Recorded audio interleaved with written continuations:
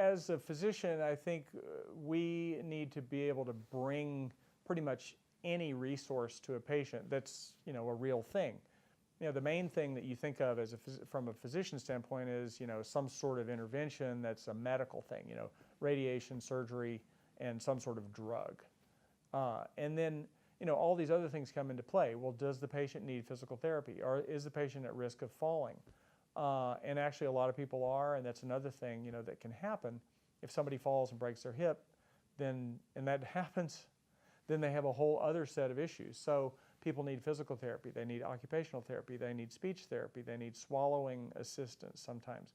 They need speech therapy for language help, to learn how to use things like memory prostheses or other tools that can help them navigate their day when they have a cognitive problem.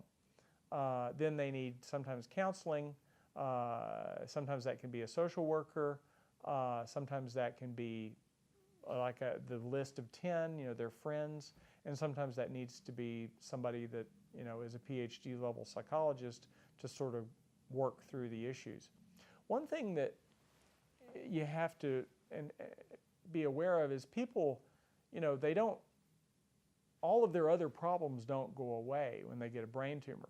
They have all this stuff that they may or may not have dealt with, and that can include medical stuff like high blood pressure and diabetes and, you know, tobacco addiction or whatever, and then they get a brain tumor, and then that's just one more thing to add to the problem list.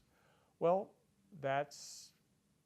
it complicates matters, but we just have to be aware that people have these issues that can confound the whole package, and we have to try to address each one individually as much as possible and bring as many resources to bear as possible.